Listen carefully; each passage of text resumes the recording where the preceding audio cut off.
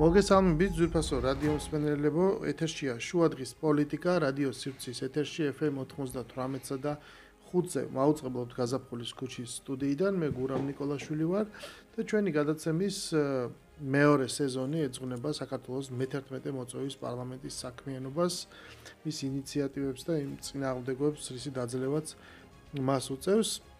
დღევანდელი ჩვენი სტუმარი იქნება სოსო გიორგაძე, საკპატენტის ხელმძღვანელი და მიუხედავად ამ დასახელებისა, ჩვენი სადისკუსიო საკითხი ცოტა უფრო ვრცელი იქნება და დღეს თქვენ გექნებათ საშუალება რომ მოისმინოთ რა კავშირი აქვს საკპატენტს მთელ რიგ ისეთ მიმართულებებთან, რომელიც ძალიან მნიშვნელოვანია სახელმწიფოსთვის და პირველ რიგში ეს ეხება და აქცენტს გავაკეთებ ჩვენ ახალგაზრდობაზე. ნეიდან მოგიხსენებათ, რომ საკპატენტის ერთ-ერთი მიმართულება ეს არის ინტელექტუალური საკუთრება, რაც ამ საკუთრების დაცვა, რაც დაკავშირებულია უკვე შესაბამისად იმ სტარტაპებთან, იმ საქმიანობასთან, რასაც ქვია ახალი კრეატიული მასალის, ესე ვთქვათ, გაჩენა, ხო? ყველაფერი ის, რასაც დღეს ეს ახალი ტექნოლოგიები ჩვენ გვთავაზობს და ამ შესაძლებლობებს და ამას ახალგაზრდები იყენებენ იმისათვის, რომ ეს სფერო და ეს მიმართულება განვითარდეს, ბუნებრივია, რომ აქ საკსტატის როლი არის ძალიან დიდი და ჩვენ საშუალება გვექნება, რომ ამ უწყების შესახებ კიდევ უფრო ღრმად გავიგოთ მისი საქმიანობა, რას მოიცავს და სულ რაღაც გუშინ თუ გუშინ წინ იყო რაღაც ესეთი სიახლე ამბავი წავიკითხეთ, რომ ამერიკასთან იწყება ერთგვარი მჭიდრო თანამშრომლობა, იმიტომ რომ იქ რაღაც სილიკონის ველზე უნდა გაიხსნას ქართული რაღაცა ჰაბი,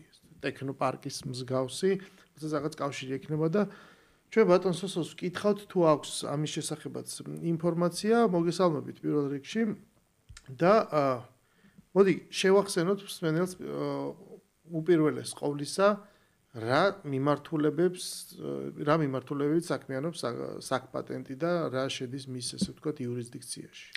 შუადღე მშვიდობის პირველ რიგში მადლობა მოწვევისთვის. მადლობა იმისთვის, რომ გვაქვს საშუალება თქვენი ეთერის საშუალებით საკმაოდ ფართო აუდიტორიას ვესაუბროთ საქართველოს ინტელექტუალური საკუთრების ოფისის მიღწევებზე, მიმდინარე პროექტებზე, მოგეხსენებათ, რომ ინტელექტუალური საკუთრება მოიცავს ისეთ მნიშვნელოვან საკითხებს, როგორც არის ტექნოლოგიები, გამოგონებების სიახლეები, ასევე ბიზნესისთვის ძალიან საინტერესო, ეკონომიკისთვის ძალიან საინტერესო მიმართულება ეს არის სასაქონლო ნიშანი, გარდა ამისა, ასევე სასოფლო-სამეურნეო პროდუქტებიც არის განეკუთვნება ინტელექტუალური საკუთრების სფეროს, როგორც არის გეოგრაფიული აღნიშვნები, ადგილწარმოშობის დასახელების პროდუქტები, დიზაინი, საავტორო და მომიჯნავე უფლებები, სპექტრი საკმაოდ დიდია. იმ სერვისებისა, რომელსაც საკპატენტი მიაწვდის საზოგადოებას არამხოლოდ საქართველოში, არამედ საერთაშორისო მიმართულებით, იმის დამიხედვით ეს არის განაცხადი ლოკალურად ქვეყნის დონეზე თუ საერთაშორისო მიმართულებით. ბუნებრივია ჩვენ გვაქვს პრიორიტეტები, თქვენ საუბრობდით ახალგაზრდებზე, იქ სადაც ინტელექტუალური საკუთრების პროდუქტებია, ცხადია განათლება არის ძალიან მნიშვნელოვანი სეგმენტი, ძალიან მნიშვნელოვანი სეგმენტია, ან ინოვაციები და გამოგონებები, რაც უკვე აღვნიშნე, შესაბამისად ახალგაზრდობა არის ის არამხოლოდ ჩვენთვის ბუნებრივია მთელი ქვეყნისთვის განსაკუთრებული მიმართულება, რა კუთხითაც ჩვენ არაერთ საინტერესო ღონისძიებას ვატარებთ, მათ შორის ეს შემიძლია აღვნიშნო ძალიან საინტერესო პროექტი, რომელიც განხორციელდა ქუთაისის საერთაშორისო უნივერსიტეტში, კერძოდ საკპატენტისა და ინტელექტუალური საკუთრების სოფლიო ორგანიზაციის ჩართულობით ერთობლივად ეს არის ჩვენი და გაეროს ერთობლივი პროდუქტი და ქუთაისის საერთაშორისო უნივერსიტეტში უკვე მიმდინარე სასწავლო შემოდგომიდან დაიწყება საერთაშორისო სამაგისტრო პროგრამა ინტელექტუალური საკუთრება, ინოვაციები და მეწარმეობა. ეს არის მოკლედ ის მიმართულებები, რომელზედაც ჩვენ ვსაუბრობთ. კიდევ ერთხელ მინდა ხაზი გაუსვა, რომ ახალგაზრდობა არის პრიორიტეტი და ეს ჭრდება ჩვენს, ასე ვთქვათ, გრძელვადიან, ძირითად და ყველაზე მნიშვნელოვან გეგმაში, რაც არის ცოდნაზე დაფუძნებული ეკონომიკა, რომელიც გულისხმობს ინტელექტუალურ საკუთრებაზე მათ შორის და ინტელექტზე დაფუძნებულ ეკონომიკას, ამიტომ ახალგაზრდობის მიმართულებით, განათლების მიმართულებით ჩვენ მუდმივად ვცდილობთ, რომ სიახლეები გქონდეს, ახალი პროდუქტები გავაკეთოთ. ჩვენ ვამაყობთ მნიშვნელოვანი ღონისძიებით, რომელთაც სტუდენტები საქართველოსდან, კერძოდ პირველ ეტაპზე თბილისის სახელმწიფო უნივერსიტეტიდან გავაგზავნეთ ესპანეთში, ქალაქ ალიკანტეში, სადაც ისინი სტაჟირებას გაივლიან, თუმცა ეს კონკრეტული შემადგენელი ნაწილია იმ ღონისძიებებისა, რომელსაც ჩვენ ვახორციელებთ და ვფიქრობთ, რომ თანხმდებით, რომ ჩვენი ქვეყნის ეკონომიკურ ცხოვრებაში, პოლიტიკურ ცხოვრებაში, კულტურულ, სამეცნიერო, საგანმანათლებლო სფეროში ახალგაზრდობა ის არის ყველაზე მნიშვნელოვანი ერთ-ერთი ყველაზე მნიშვნელოვანი სეგმენტი. ჩვენი ხედვა, რომელიც ბუნებრივია შეთანხმებულია საქართველოს მთავრობასთან, საქართველოს ხელისუფლებასთან, ეს არის, რომ სახელმწიფოს ყველაზე მნიშვნელოვანი რესურსი ეს არის ადამიანი. და ადამიანის ყველაზე მნიშვნელოვანი რესურსად შეიძლება ჩაითვალოს ეს არის მისი ინტელექტი, მისი უნარები. აქედან გამომდინარე, სახელმწიფო მუდმივად უნდა იზრუნოს თავისი ასე ვთქვათ, რესურსების გაძლიერებასა და განვითარებაზე, რაც პირდაპირ გულისხმობს, რომ უნდა იზრუნოს ახალგაზრდების როლის, მათი უნარ-ჩვევების განვითარებაზე, იმიტომ რომ განათლებული, შრომისუნარიანი ადამიანი ეს და რომელსაც აქვს ასევე ამ თავისი უნარების განხორციელების შესაძლებლობა, ანუ ამ შემთხვევაში ვთქვათ, სამუშაო ადგილები, სფერო, სადაც მან უნდა გამოიყენოს თავისი უნარები, ეს არის სახელმწიფოს ფუნდამენტი და ქვაკუთხედი. აქედან გამომდინარე, ჩვენი სახელმწიფო, საქართველოს ხელისუფლება მაქსიმალურ აქცენტს აკეთებს იმაზე, რომ ჩვენ გქონდეს დივერსიფიცირებული, რა თქმა უნდა, ეკონომიკა, თუმცა ეკონომიკა, რომელიც დაფუძნებული იქნება ცოდნაზე. ჩვენ მესმის, რომ ძალიან რაღაც გარკვეული მიმართულების არის თქვენი უწყება, მაგრამ მაინც ჩვენ შევეცდები, რომ რაღაც ზოგადად ვილაპარაკო იმ პოლიტიკაზე, რომელიც აი ამ სფეროს უკავშირდება. მე 1-2 თვის წინ მომიწია ქუთაისის საერთაშორისო უნივერსიტეტში ყოფნა, იქ რექტორთან შეხვედრა, იქაურობის გაცნება, რაღაც პროექტისთვის მოკლედ ჭირდებოდა იქ შესწავლა. რითია დაკავებული, ეს მართლაც არის უნიკალური პროექტი იმ შესაძლებლობით და ეს ჯერ კიდევ ვითარდება და უნდა გავიდეს თავის რაღაც უფრო მეტ სიმძლავრეზე. პირველი გამოშვება ქონდა უნივერსიტეტს უკვე შარშან ზაფხულში და რაღაცნაირად ეს იწყება და თან ჩვენ ვიცით რომ განათლების კუთხითაც არის რაღაც რეფორმა, მაგრამ მე მინდა რომ პირველ რიგში დავიწყოთ აი სახელმწიფო პოლიტიკა და ზოგადად საქართველოს როლი და ადგილი და მით უმეტეს იმ პოლიტიზების ფონზე, რასაც ჩვენ დღეს ვხედავთ, იმიტომ რომ ახალგაზრდობა ჩვენ ვიცით რომ ამავე დროს ქვეყანას გააჩნია ერთგვარი დემოგრაფიული პრობლემაც, ჩვენ ვხედავთ მერყეულ შობადობას ყოველწლიურად, რაც ნიშნავს რომ ეს სადღაც აისახება შემდეგ, ხო, როცა ახალგაზრდა სკოლას დაამთავრებს. ეს თაობა და რაც თავარია საქართველოს დღეს არის ამ გლობალური მსოფლიოს ნაწილი. ერთის მხრივ ჩვენ ყველაფერს ვაკეთებთ, რომ თაობებში ჩავდოთ ინვესტიცია, უკეთესი გარემო შეექმნას, სასწავლებელი პირობები, მათ ჰქონდეთ უნარ-ჩვევები და მაგრამ შესაბამისად შემდეგ ისინი ხდებიან ამ რაღაცა გლობალური შრომის ბაზრის ნაწილი, ხო? მათთვის ბევრად ადვილი ხდება შემდეგ სხვაგან წასვლა, იქ სამუშაოს პოვნა, კონკურენტუნარიანი რაც უფრო მაღალია, ბუნებრივია რომ სოფლიოს შრომის ბაზარი იწოვს უკეთეს კადრებს, აქ ხელოვნური ბარიერები დღეს უკვე აღარ არსებობს. ამაზე არავინ არ მუშაობს ამის შესწავლაზე, რომ როცა ლაპარაკობენ რომ ქვეყანა დაიცალა და ადამიანი წავიდა, ნუ აი რომ წავიდა, ვინ წავიდა რის გამო წავიდა, ერთხელ ადრე მახსოვს კამათი მომივიდა ამაზე და მაშინ ვიძახდი რომ ერთ-ერთი ფაქტორი რის გამო შეიძლება ადამიანი საუბარად წავიდეს, ეს არის რომ მისი კომპეტენცია იზრდება და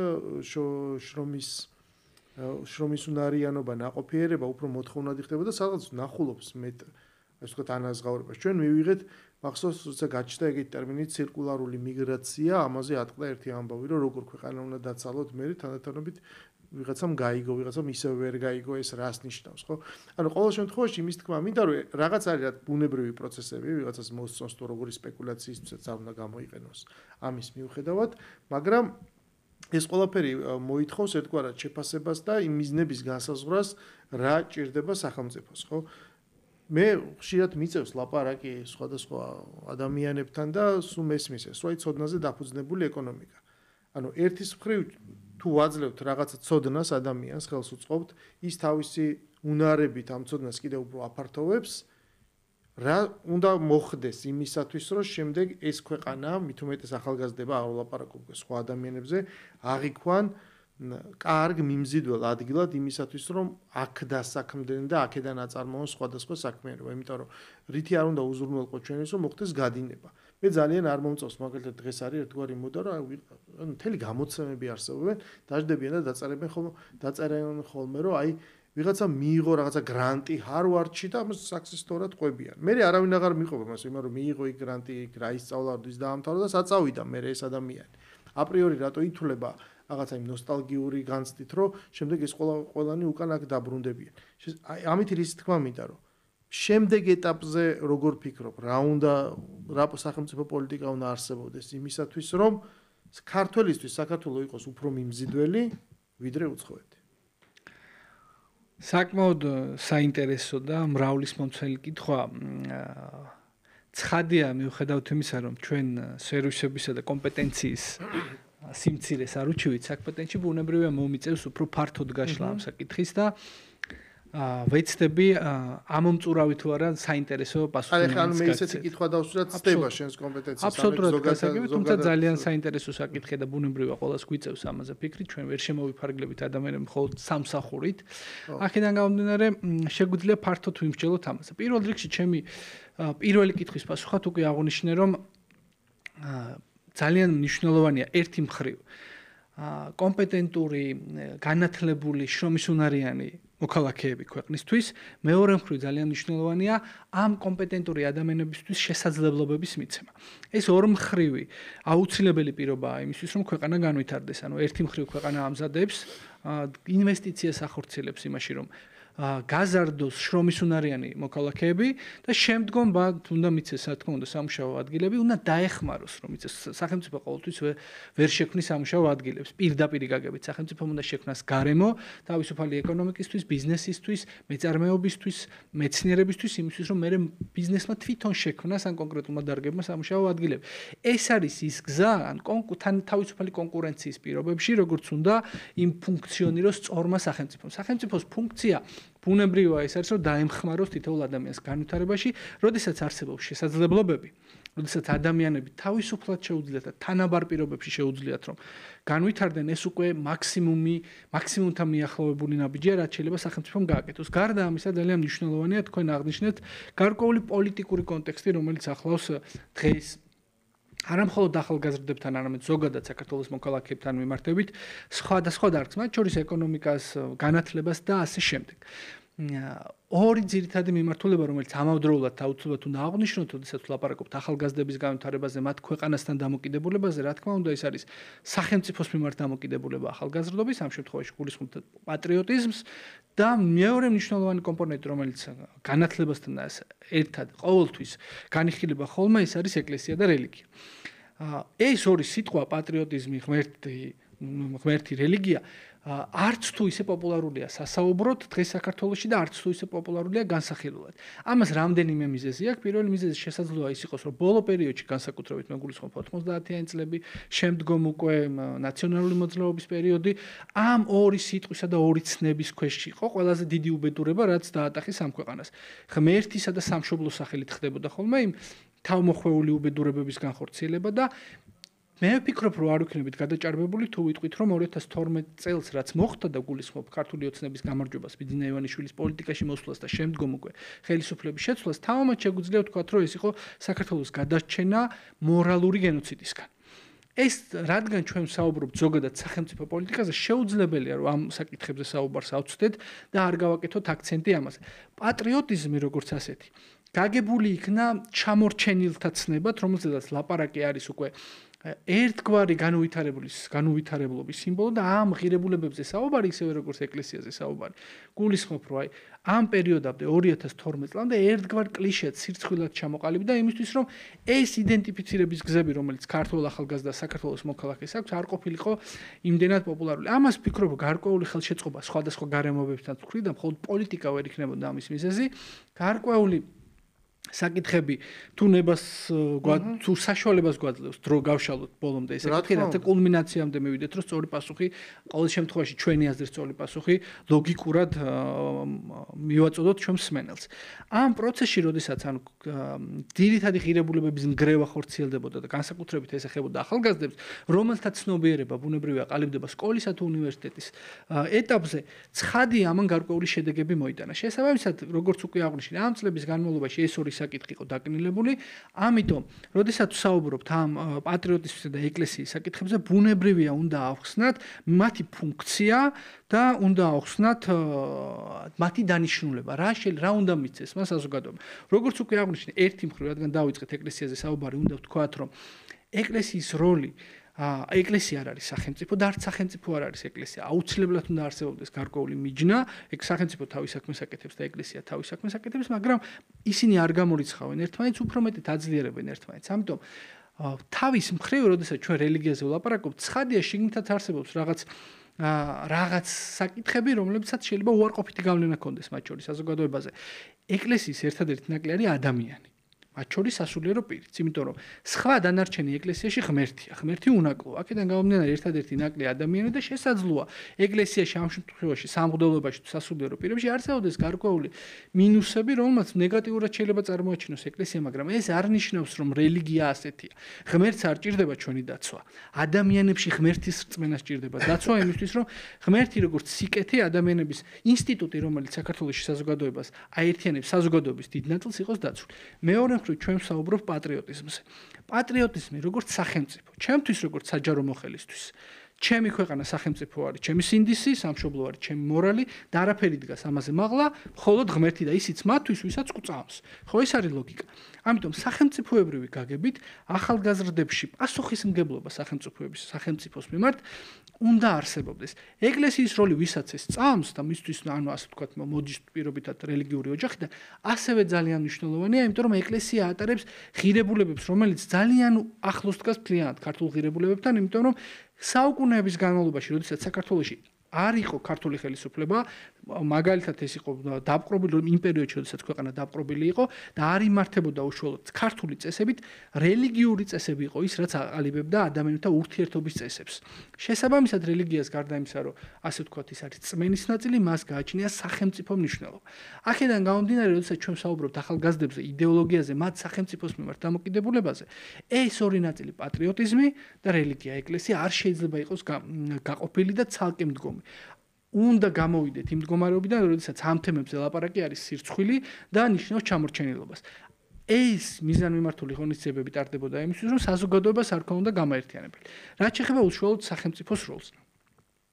თავის დროზე, როდესაც სახელმწიფო შეიქმნა პირველ ეტაპზე, ეს იყო წესრიგისთვის, ანუ სახელმწიფო შეიქმნა წესრიგისთვის, როდესაც ადამიანებმა გადაწყვიტეს, რომ პატიოსანი მშრომელი ადამიანების ცხოვრება ყოფილიყო თავისუფალი და დაცული, მათ შექმნეს სახელმწიფო, თავიანთი უფლებების ნაწილი გადასცეს, ანუ დელეგირება გაუკეთეს სახელმწიფოს, რათა ურთიერთობები დაცული ყოფილიყო ქაოსისგან. ეს ხოასია.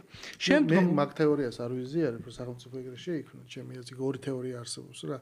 ქვევიდან ზევით შეიქმნა ეგრეთ წოდებული საზოგადოებრივი კონტრაქტით თუ პირიქით ზევიდან ქვევით და. კი ბატონო. მოკლედ ამ პირველს მე პირადად არ ვიზიარებ, თუმცა მსმენია ცხადია ეს თეორიული მოძღვრება არის, რომელიც შემდეგ გამოიყენება უკვე ეს თეორემა იმისათვის, რომ შემდგომი მსჯელობა აიგოს, მაგრამ ეგრეთ სიღრმეში რომ არ წავიდეთ და ცოტა თანამედროვეობაზე მსჯელობა რო გავაკეთოთ. ორ ნაწილს რეპლიკას ვიტყვი, მაშინ რა გამოვწუროთ, ორივე თეორიის მიხედვით, რომელზედაც თქვენ საუბრობთ. სახელმწიფო შეიქმნა წესრიგისთვის. იმისთვის, რომ წესრიგი არსებობს, ამიტომ ქვედა დონიდან შექმნას თუ ზედა დონიდან შექმნას. წესრიგი არის მნიშვნელოვანი, მაგრამ წესრიგთან ერთად თანამედროვე საზოგადოებაში და დემოკრატიულ საზოგადოებაში არსებობს კიდე თავისუფლების ცნება და არსებობს კიდე ერთგვარად სამართლიანობის ცნება. ხო, ეს ის სამი ფუნდამენტია, რომელიც ძალიან ხშირ შემთხვევაში ერთმანეთს ეწინააღმდეგება, საით უნდა გადაიხაროს. სწორედ აი ამ სამ სვეტს შორის ბალანსი განაპირობებს სახელმწიფოს, კონკრეტული სახელმწიფოს იმ სახეს, რასაც ვიღებთ ხოლმე. მაგრამ რომ დაუბრუნდეთ ამ ახალგაზრდებს, ჩვენ წელს ვიმყოფებით ძალიან სერიოზული ცვლილებების ფაზაში. ეს არ ეხება მხოლოდ ჩვენ ქვეყანას, ეს ეხება მთლიან მსოფლიოს და რაც განაპირობა იმ პროცესებმა და ძირითადად მილიტარისტულმა ქმედებებმა, რასაც ჩვენ თვალყურს ვადევნებთ და ეს ცვლის მსოფლიო წესრიგს, ხო? ჩვენ საბჭოთა კავშირის დანგრევის შემდეგ თანდათანობით საზოგადოება ხო არ შეცვლილა, ქვეყანა შეიცვალა, ფორმაცია შეიცვალა, მივიღეთ სხვა სახელმწიფო, მაგრამ საზოგადოება ხო 90-იან წლებში იგივე იყო, ვინც საბჭოთა კავშირში ცხოვრობდა. მას შემდეგ უკვე მალე 40 წელი გავა და თანდათანობით ხდება საზოგადოების ტრანსფორმაცია. აი ამ საზოგადოების ტრანსფორმაციის პროცესში მე რაც ყველაზე მეტად წლების მანძილზე მაწუხებდა არის ის, რომ ჩვენ ვხედავთ მიზანმიმართულად ისტორიის რაღაცა კრიტიკულ, ეს ძალიან რბილად რო თქვა, კრიტიკულ გადაფასებას, რომელიც ერთგვარად საზოგადოებას აცლიდა იმ რაღაცა ფუნდამენტს, რაზეც მიჩვეული იყო, რომ ის უნდა მდგარიყო, ხო? ანუ იდენტობის რაღაცა მარკერები თანდათანობით იცვლებოდა და ეს ძალიან მიზანმიმართულად, როდესაც მით უმეტეს ჩვენ უცხო გავლენაზე ვლაპარაკობთ და უცხო ორგანიზაციებზე, წლების განმავლობაში აი ამ მიმართულებით მოქმედი მედიური თუ სხვა არასამთავრობო ორგანიზაციები ამაზე სერიოზულად მუშაობდნენ. აი მაგალითი შემიძლია მოვიყვანო, ერთ-ერთი იყო ესეთი, რომ სპეციალური აი კამპანიები იყო ნაწარმოები იმისათვის, რომ გამჯდარიყო ეს აზრი, რომ აი მაგალითად ფაშიზმი და საბჭოთა კავშირი, ანუ კომუნიზმი, ესე ვთქვათ, რა მოკლედ რო ვთქვათ, ეს ერთ და იგივე სახის ბოროტებაა. ხვდებით, ანუ ადამიანებს შენ ეუბნები, რომ შენ რა ქვეყნიდან გამოხვედი, იყო ომი, ფაშიზმი დამარცხდა, საბჭოთა კავშირმა გაიმარჯვა, კომუნიზმის სიტყვაზე ესე რომ ვთქვათ, მისი იდეოლოგია იყო, მაგრამ იცი რა არის, შეეხა ეს საბჭოთა კავშირი დაინგრა, ეს ისეთივე მარცხია, როგორც მაშინ ფაშიზმი დამთავრდა და ეს არის ისეთივე ბოროტება. შენ ეუბნები ადამიანს, რომ შენ ცხოვრობდი, ეს იყო ტოტალური ტყუილი, იქ არაფერი კარგი არ ხდებოდა, ეს იყო ბოროტების იმპერია, შენ უამრავ რამეს არ გიყვებოდნენ, ეხლა ეს ყველაფერი უნდა წაიკითხო, ასე გადააფასო და ისეთივე სინანული უნდა გაგიჩნდეს ამ ყველაფრის მიმართ, როგორც აი ძალით გერმანელების ნიუნბერგის პროცესის მერე ხდებოდა გერმანელების ძალით ჭყალებში, თქო გადანაცვლა, ხო? უბრალოდ რა არის, იცი რომ ამას რო ეს ადამიანს ეუბნები, ანუ ამ საფუძვლებს, ეს ერთი მაგალითი მოვიყვანე. ასეთი ხაზი არაერთი ყოფილა რა, კამპანიები ეკლესიის წინააღმდეგ რო არა ეს ნახეთ ეს სასულიერო პირები, ანუ ვიღაცა არის აგენტი იყო საბჭოთა კავშირის დროს, ვიღაცა ნახე ეს მამაო ცუდად იქცევა. ანუ ამით ხდება გამოცლა ადამიანი რაზეც დგას, მაგრამ ამის ჩანაცვლება რითი? ხო არ გონია რომ მე ეს ჩანაცვლა რაღაც უფრო ღრმა წარსულით და ის რა არის ნამდვილი ქართული იდენტობა? ქართული იდენტობა, რომელიც უდიდეს ნაწილას მართლა დაპრობილ ვითარებაში ცხოვრობდა, ეს სულ ტრანსფორმირდებოდა და სულ იცვლებოდა, ხვდები? ანუ აი ამის ქვეშ უწევდა არსებობას და შენ ეხა ამას ესე აცლი და მე ამის ნაცვლად საბოლოო სერიაში, როდესაც მოხდა ყველაფრის დისკრედიტაცია და ახალგაზრდებს ეუბნებიან, რომ ეს არის წარსული, ანუ ეს ყველაფერი არაპოპულარულია, ანაქრონიზმია, ეს არის რაღაცა ძველი, არამიმზიდველი, რა დროს პატრიოტიზმია, რა დროს ეკლესია, ესეთი რაღაცები უკვე ცოტა, ანუ არათანამედროვეა და არათანამედროვე თუ ხარ, ესე იგი ტეხავს, ანუ გოიმი ხარ, ხვდები და ის უკვე განიცდის იმას, რომ აი მე ღმერთო ესე არ გამოჩნდა და ამას რა არის თანამედროვეობა? და აი ამის ქვეშ ეუბნებიან, რომ აი ნახეთ, აქ არსებობს რაღაცა, აი დასავლეთი. აქ ლაპარაკი ოღონდ მე ასეთ რაღაცებს რომ ლაპარაკობთ, მე მოდის რომ შეხედე ეწევიან ანტიდასავლურ პროპაგანდას, მათ არ უნდათ რაღაცა, ამ ყველაფრის უკან არის პოლიტიკური ამოცანები, რომ აქ არ არის ლაპარაკი აქ არის კლიშეებად შემოცურებული მცდარი გაგება დასავლეთს. ანუ მაგალითად ამერიკა არის ერთ-ერთი ყველაზე უფრო რელიგიური ქვეყანა. ნამდვილი ამერიკა არის რელიგიური ქვეყანა. ჩვენთან ამერიკის ესეთი იმიჯი არასოდეს არ ყოფილა მოწოდებული. ევროპა არის ერთ-ერთი თლიანად ევროპა თავის უახლესი დასახელებით ერთ-ერთი ყველაზე უფრო ტრადიციული გურა მე საზოგადოებები და აი მაგალითად ხვიჩა კვარაცხელია თამაშობდა ნეაპოლში. უამრავი ქართველი ამის გამო იქ ჩავიდა. აი ვინც ჩავიდა ის ნახავდა რომ ანუ ნეაპოლი, რომელიც არის ევროპა და იყო ერთ-ერთი დიდი სამეფო საუკუნეების განმავლობაში და შემდეგ ანუ ხშირად შეიძლება ვერც ნახო რა სხვაობაა თბილისის შორის, ხო? საზოგადოების კუთხით, თუნდაც რაღაც გაუმართავობების კუთხით და ის რაც ხდებოდა, ანუ ამას, რასაც ჩვენ ვლაპარაკობთ, ვიღაცამ შეიძლება თქვას, რომ ეს ეწევა პროპაგანდას და ის რაც ხდებოდა, ის არარსებული იმიჯების მორგება, როგორი უნდა იყოს თანამედროვე ახალგაზრდა ქართველი, ამას თორე პროპაგანდა არ ქვია. ანუ მე თანამედროვეობაში სწორედ აქ ვხედავ პრობლემას და ეხა კითხვა სწორედ ეს მინდა დავსვარო. ჩვენ ამაზე კი ვლაპარაკობთ, მაგრამ ეს ლაპარაკი არ გმარ, ანუ თუ ლაპარაკობ რომ უნდა იყოს რაღაცა ქართული, უნდა იყოს რაღაცა პატრიოტული ღმერთთან და რელიგიასთან კავშირში. ეს რანაირი უნდა იყოს? ეს როგორ უნდა მოხდეს ამის ჩვენება, რომ ახალგაზრდამ დაინახოს რა, შეადაროს, რომ რა არის. იმიტომ რომ მეორეს მხრივ ეგრეთ წოდებული მოწინააღმდეგე ახერხებს რაღაცის თუნდაც გამოგონილს, მაგრამ კონსტრუირებას როგორი არის თანამედროვე ახალგაზრდა. კარგით. თქვენი ცნება რთვით მეც რადგან ასე ეს კითხვაც ასეთი ყოვლის მომცველი იყო, რამდენიმე ნაწილად დავყო თქვენ ძალიან საინტერესოდ გამოყავით საბჭოთა კავშირის და რუსეთის თემა, იმიტომ რომ ეს ერთ-ერთი საკვანძო მიმართულებაა, რომელზედაც დგას არასწორი პროპაგანდა, ეს ცრუ ლიბერალური პროპაგანდა და მეორე მხრივ ეს იყო რელიგიური ნაწილი. თქვენ საუბრობთ ჩვენ გვესმის, მაგრამ პრაქტიკაში რა უნდა გაკეთდეს ამისთვის? პირველ რიგში პრობლემების და ნაკლის აღმოფხვრა უნდა მოხდეს, როდესაც კომუნიკაციის ახალგაზრდებთან კომუნიკაციის ნაკლი ქვია. ფაქტია, რომ არსებობს რაღაც ნაწილი, კონკრეტული ნაწილი ახალგაზრდების, რომელთა დაყოფა დაუშვებელია, რომელსაც ერთნაირად თანაბრად მნიშვნელოვანი ფასი აქვს ჩვენი ქვეყნისთვის, თუმცა კომუნიკაციის პრობლემა არსებობს. არ შეიძლება მათ დავაბრალოთ რამე, ხო? კომუნიკაციის პრობლემა შესაძლოა იყოს სახელმწიფოს მხრიდან, შესაძლოა იყოს ეკლესიის მხრიდან. პირველ შემთხვევაში, როდესაც ვსაუბრობთ ეკლესიაზე, მე უკვე აღვნიშნე, რომ ნაკლი ეკლესია შეიძლება ქონდეს მხოლოდ ერთი ადამიანი, სხვა დანარჩენი უნამკოა. თუ როდესაც ახალგაზრდებს აშორებენ ეკლესიას, იქ საუბარია, რომ ეკლესია უპირისპირდება თანამედროვებას, ცივილიზაციას. სინამდვილეში, როგორ შეიძლება ეკლესია არ იყოს თანამედროვე? როგორ შეიძლება მეცნიერებამ, ტექნოლოგიამ, მოდამ რამე მოიტანოს ისეთი, რაც უცნობია ღმერთისთვის, ხო? შესაბამისად, ღმერთი თავისთავად თანამედროვეა. აი, ადამიანი მათ შორის სამღვდელო პირი, რამდენად მიყვება ამ თანამედროვეობას, ეს უკვე მეორე საკითხია. ამიტომ გაუცხოება შესაძლოა გამოიწეროს სხვადასხვა ენაზე საუბარმა ეკლესიის წარმომადგენლების მხრით და ახალგაზრდებს შორის. ამიტომ ეკლესია ჩემი აზრით უნდა იყოს ყველაზე თანამედროვე, იმიტომ რომ ღმერთი როგორც ყოვლის ცოდნე. ჩვენ საუბრობთ 21 საუკუნიდან, როდესაც ჩვენი სამყაროს მემილიარდედი ნაწილი არ გვაქვს შესწავლილი, ისიც კი არ ვიცით მემილიარდედი ნაწილი რომ რამდენია. და ამ დროს როგორ შეიძლება ამტკიცო რომ არ არსებობს შემოქმედი იმისა, რომლის მემილიარდედი ნაწილი არის. როგორ შეიძლება ამტკიცო რომ არ არსებობს ღმერთი და თუ კი ადამიანი მივა იქამდე რომ სამყარო შეისწავლის, ესე იგი თავისთავად მივა ღმერთამდე, ხო?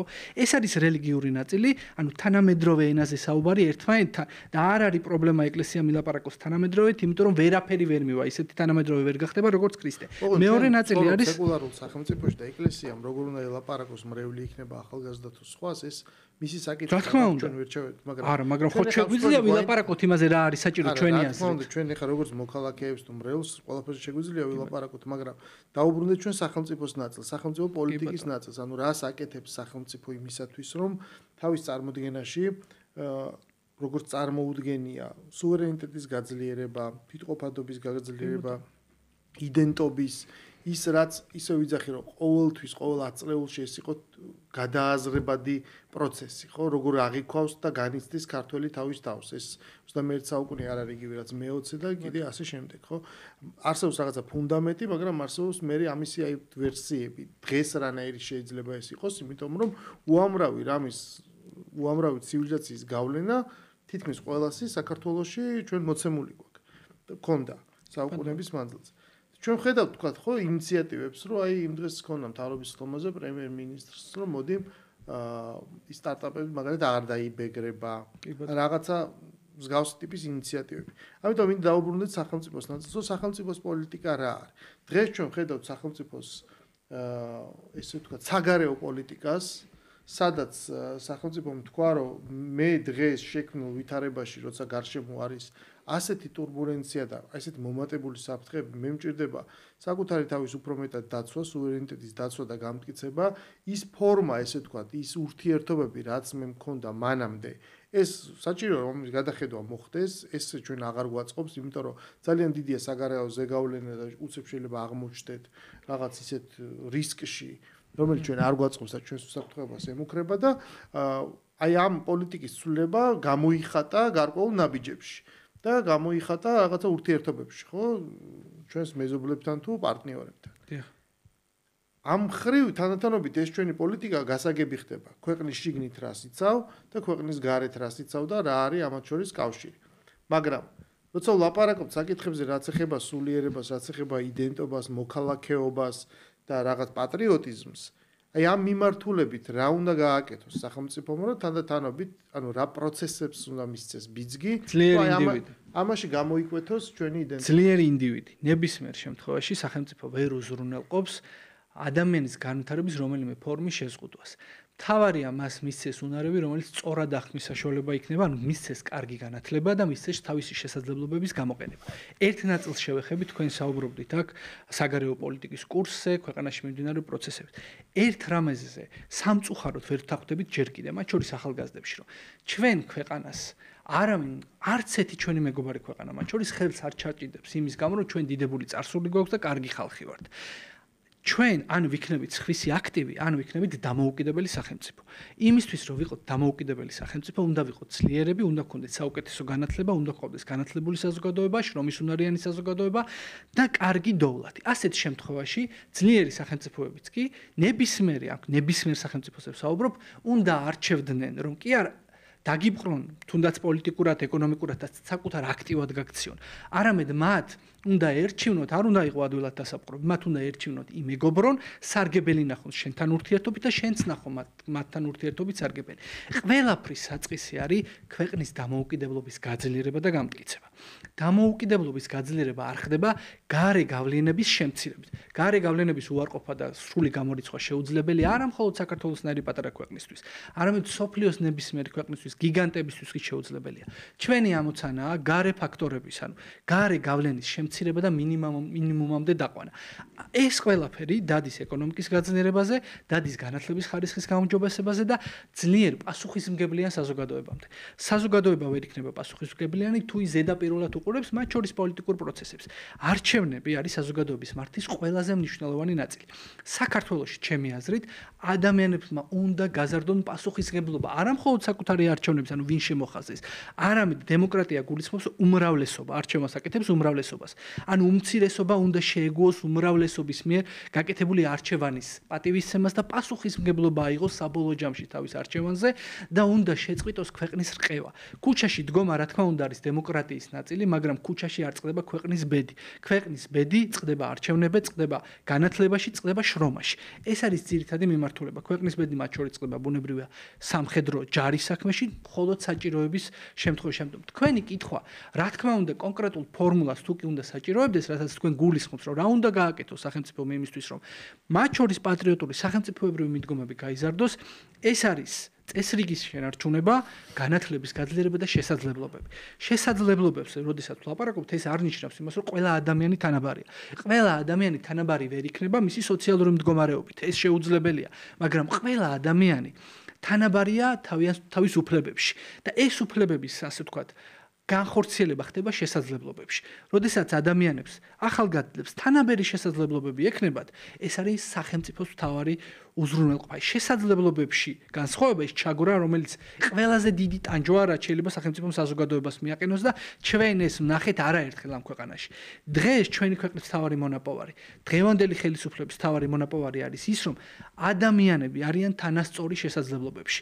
ამიტომ რაც უნდა გააკეთოს სახელმწიფომ ყველაზე მეტად ეს არის ძლიერი განათლების სისტემა, ძლიერი ეკონომიკა, რომელიც ამ განათლებულ ადამიანებს მე არ გულისხმობ მაინდამაინც უმაღლეს განათლებას, ანუ ადამიანებს ის რაც მათ უნდა აკეთონ. ყველაზე კარგი სამსახური ქვეყნის არის, როდესაც ყველა თავის აკვეთებს ყველაზე კარგად. ყველაზე კარგად თავის ქვეყანას ემსახურება ის, ვინც თავის როლს ასრულებს ყველაზე კარგად. მნიშვნელობა არ აქვს. ეს იქნება პოლიტიკოსი, მსახიობი, მიწადმოქმედი, ფერმერი. ის, ვინც თავის როლს ასრულებს იდეალურად, ის ემსახურება თავის ქვეყანას ყველაზე კარგად. ამიტომ წესრიგის და ინსტიტუციური განვითარების ფონზე ახალგაზრდებისთვის ნამდვილი პერსპექტივების მიცემა, როგორც განათლებით, ასევე ბუნებრივია შემდგომ ამ განათლების პრაქტიკაში გამოყენებით. ეს არის ყველაზე დიდი გზა. ჩვენ, როდესაც პატრიოტიზმზე ვლაპარაკობთ, ადამიანები მაშინვე იწყებენ ამ ქვეყანაში წარსულზე ლაპარაკს. ნამდვილად დიდებული წარსული გვაქვს, მაგრამ ხშირად, როდესაც წარსულზე ლაპარაკობ, როდესაც ჩვენ ქვეყანას ეხება, ხშირად ეს არის სისუსტის ნიშანი, იმიტომ რომ წარსულთან ერთად მნიშვნელოვანია რას ქმნია აწმყოში, იმისთვის რომ ვიღაცა მომავალში ცხონდა ეს წარსული აწმყო ხო იქცევა წარსულად, ვიღაცის წარსულად, ამიტომ ვიღაცის წარსული დღესაც უნდა შექმნა. და თუ ლაპარაკობთ იმაზე, როგორ უნდა გავაძლიეროთ ეს მიმართულება, ეს არის რა აწმყოს ქმნით დღეს. დღევანდელი მიმდინარე პროცესები, რომელზეც თქვენი საუბრეთ მათ შორის. მე ვფიქრობ, რომ გადარჩენის ბრძოლის პარალელურად, რომელიც პირველი ეტაპი ალბათ ამეთანხმებით, რომ ჩვენ გავიარეთ ძალიან ფრთხილად და ალბათ ერთადერთი რაც შეიძლება გაეკეთებინა, ერთადერთი გზა იყო და ეს გზა ირჩია საქართველოს ხელისუფლებამ იმისთვის, რომ ამ გეოპოლიტიკური სირთულეებიდან საქართველო გამოსულიყო მშვიდად, წყნარად და მე ვიტყოდი გამარჯვებული, ამ ფონზე ამის გარდა ჩვენ გვაქვს კიდევ მნიშვნელოვანი საქმე გასაკეთებელი, რაც ნიშნავს ეკონომიკის კიდევ უფრო მეტად გაძლიერებას, განათლების სისტემის კიდევ უფრო მეტად გაძლიერებას. არ დაგვაუწყდეს, რომ რაზეც თქვენ საუბრობდით, აქ არ ვიცი რამდენად გვექნება დროში იმის საშუალება, რომ აი საბჭოთა კავშირის შემდგომი პერიოდისა და მისი გავლენის ნაწილი, რომელიც დღესაც ბუნებრივი აქტუალურია და მათ შორის არასწორად იყენებენ და აბსოლუტურად გეთანხმებით ამ შეფასებაში, ამის გარდა არ უნდა დაგვაუწყდეს აფხაზეთი და ოსეთი. დრო აფხაზეთში და ოსეთში ჩვენ სასარგებლოდ არ მოქმედებს. დრო ჩვენ წინააღმდეგ მოქმედებს. ამიტომ ეკონომიკური გაძლიერება, საზოგადოების გამთლიანება საერთოდ ბუნებრივია ყველაფერზე საზოგადოება ვერ შეთანხმდება. არჩევნებიც იმიტომ ტარდება, რომ რაღაცებზე ვერ ვთანხმდებით და რა აზრსაც უმრავლესობა გაავითარებს, სწორედ ამ აზრს უნდა გავყვეთ მე დანარჩენი ყველა. ამიტომ რაღაც საერთო ღირებულებების, მნიშვნელოვანი ღირებულებების გარშემო ერთიანობა არის ძალიან მნიშვნელოვანი და ეს ღირებულებები უნდა იყოს დაცული. ეს ღირებულებები არის სახელმწიფო პირველ რიგში, საქართველოში უმთავრესი ღირებულება არის სახელმწიფო. საქართველოა პირველი ღირებულება, ამიტომაც თქვი წეგან რომ ჩემთვის როგორც საჯარო მოხელისთვის სინდისი არის საქართველო. ნამუსი არის სახელმწიფო და ყველაფერი დანარჩენი დგას ამის გვერდზე გარდა ჩემთვის როგორც მორწმუნე ადამიანის სახელმწიფო ერთის მხრივ როგორც მოქალაქეების ვალდებულება უზრუნველყო ამ ქვეყნის სიძლიერე და უზრუნველყო მისი წარსული, საწყოს და მომავლის დაცვა, მეორეს მხრივ ეს უნდა იყოს სახელმწიფო, რომელიც სწორედ ამ მომავალს უზრუნველყოფს, ხო? ანუ იმ გაგებით, რომ ამ მთელი რიგი პრობლემების დაძლევის გზები უნდა გამონახოს. პირველი, ეს არის დემოგრაფიული პრობლემა და არსებობს კვლევა და ანალიზი, რომ ჩვენ რაღაცა გაქრობადი ერების რიცხვს მივეკუთვნებით, იმიტომ დემოგრაფიული პრობლემა გვაქვს. ეს არის გლობალური კონკურენტუნარიანობა, იმიტომ რომ ისე ვიძახი, რომ რაც უფრო მეტ განათლებას თუ მეტი ცოდნით აღჭურვა ადამიანს, შემდეგ შენ უნდა გაუწიო კონკურენცია მის პოტენციურ დამსაქმებელს და ეს ერთადერთი გამოსავალი შესაძლებლობები ამიტომ ის ნიშნავს რომ აქ ეს სახელმწიფო უნდა იყოს შესაძლებლობების ქვეყანა ანუ დაინახოს რომ სახლში იმიტომ კი არ უნდა დარჩეს რომ ეს სახლია არამედ სახლში უკეთესია კი ბატონო და ამიტომ როცა კითხავს სვამ რომ კონკრეტულად რა ანუ მე აბსოლუტურად ყველაფერი გავიგე რაც თქვი და ელაპარაკე კონცეფციის თვალსაზრისით რომ როგორ უნდა იყოს მაგრამ რას უშვებით იმისათვის ან რა შეიძლება გავაკეთოთ იმისათვის რა არის ყველაზე სწორი პოლიტიკა ეფექტური ნაბიჯები რომ უზრუნველყოთ ჩვენ ამ შედეგის დაყენება მე არ უპასუხე ჯერ ვერ მოახერხე მე პასუხა თქვენი კითხვის იმ ნაწილისთვის სადაც საუბრობდით პრემიერ-მინისტრის ინიციატივაზე სტარტაპებისთვის შეღავათების დაწესებასთან დაკავშირებით ბუნებრივია ეს არის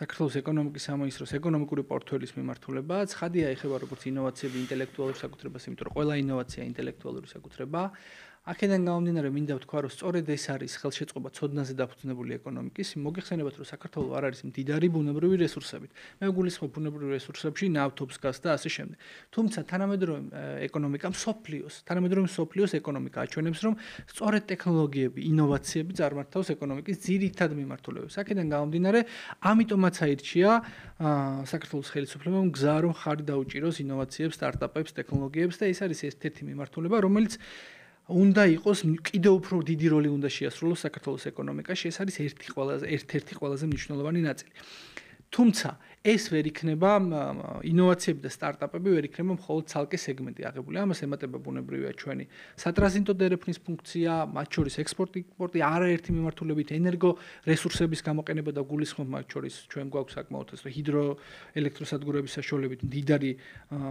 ჩვენი ქვეყანა მდიდარია რომ გავზარდოთ ამის პოტენციალი ბევრი სხვადასხვა მიმართულებით ეკონომიკის დივერსიფიკაციის გზით ამ ქვეყანაში უნდა გაჩნდეს კიდევ უფრო მეტი შესაძლებლობა როდესაც საუბარია ეკონომიკის განვითარებაზე, ყველაზე მძიმედ ამას განიცდის ხოლმე ოპოზიცია. ყველაზე მძიმე მათი ემოციები დაკავშირებულია საქართველოში ეკონომიკურ ზრდასრთან.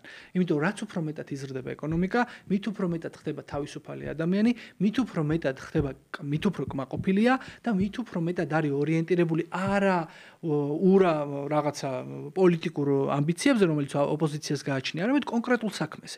ამიტომ ეკონომიკური განვითარება მათ შორის ჩვენ გვაძლევს უფრო მეტ მდგრადობას, პოლიტიკურ მდგრადობას ქვეყნის შიგნით. ეს ყველაფერი რა თქმა უნდა მჭიდროდ არის დაკავშირებული. კონკრეტული ნაწილი, კიდევ ერთხელ ვამბობ, რაზე ჩვენ ვსაუბრობთ. რა უნდა გააკეთოს იმისთვის ქვეყანამ, რომ სახელმწიფომ, რომ ახალგაზრდა განვითარდეს და თან დარჩეს ქვეყანაში. რამდენადაც იზრუნავს ახალგაზრდის განვითარებაზე, გაზრდაზე, კარგი შრომა მუშახელის ჩამოყალიბებაზე, ამის პარალელურად უნდა მოხდეს ქვეყანაში შესაძლებლობების განვითარება. ან უნდა შეიქმნას სამუშაო ადგილები უკეთესი ანაზღაურებით. რაც უფრო მეტი განათლებული ადამიანი გვეყოლება, რაც უფრო კარგი მუშაყელი გვეყოლება, პროფესიონალი ფერმერი, პროფესიონალი მკერავი, პროფესიონალი იარაღის მწარმოებელი, პროფესიონალი პროდუქტი სასოფლო-სამეურნეო დარგში მომუშავე, უფრო მეტი სამუშაო ადგილი გაჩნდება ავტომატურად.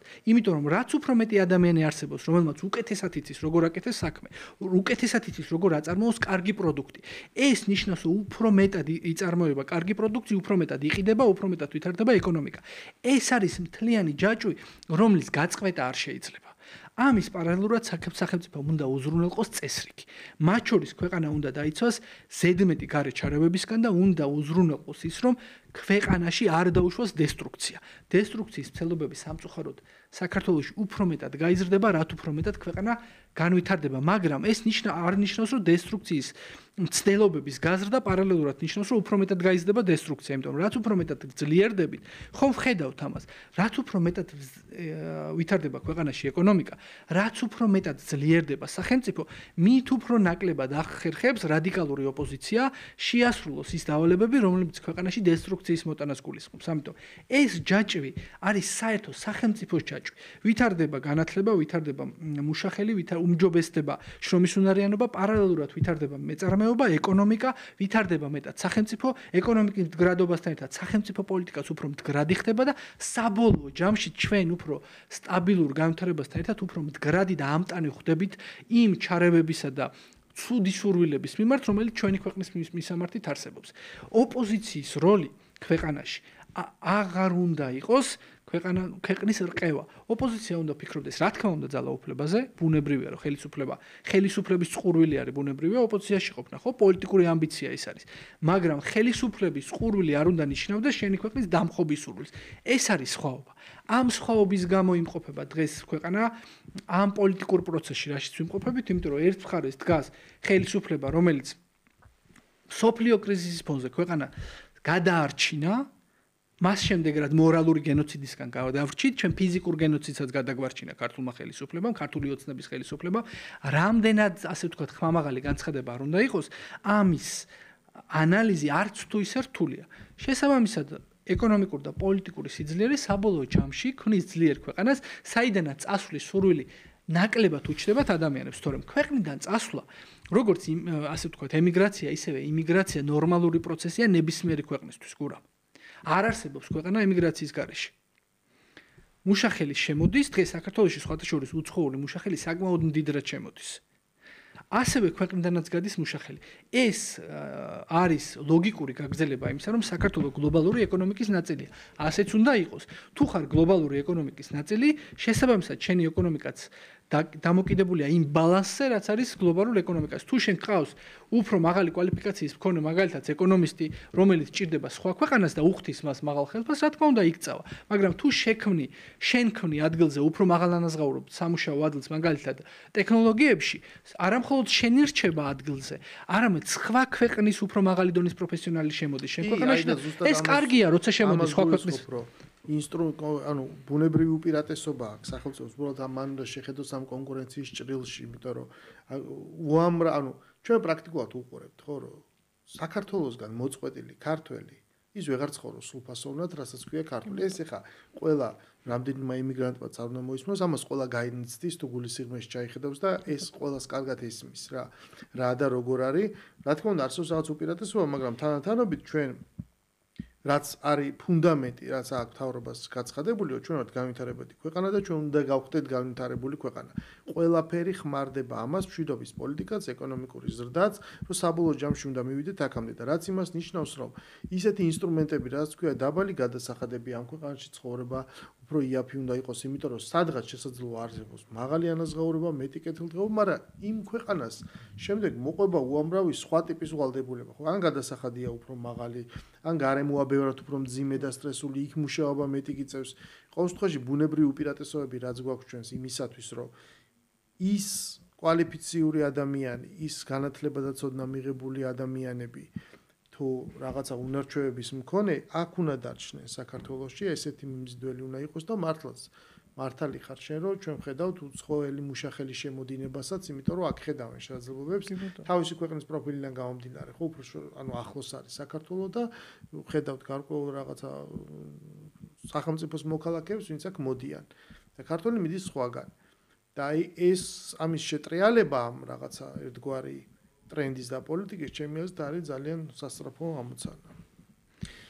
ჩვენ თვითონ თითქმის ამოიწურა მადლობა მოწვევისთვის ამ საინტერესო თემაზე ლაპარაკისთვის და რაც თავარია ძალიან მნიშვნელოვანია რომ ის ადამიანები ვინც საჯარო სექტორს ქმნის და წარმოადგენს აჩვენებენ რომ დიახ არ უნდა იყოს სისტემა ის მხოლოდ სტერილური და რაღაცა აი საკუთარ ესეც ერთ-ერთი მახასიათებელია ხო იცი ესე აღიქვამენ რომ აი შენ უნდა ძლიერი ინსტიტუციები და ძლიერი საჯარო მოხელეები და აქ რობოტებად ადამიანებს ამაზე დგას და შენ თავარი ის მანტრები გაიმეორო იქ რაღაცები რომელიც თავის დროზე ჩამოწერეს რომ აი ღირებულებების ერთგული. მადლობა სოსო, იმედია ჩვენ ხშირად შევხვდებით ხოლმე რაღაცა ერთმანეთს სხვადასხვა სიახლეებზე. სალაპარაკოთ, დღევანდელი გადაცემა კი დასრულებულია. ჩვენ ეთერში დავბრუნდებით უკვე მომდევნო კვირაში, მანამდე გემშვიდობებით დროებით.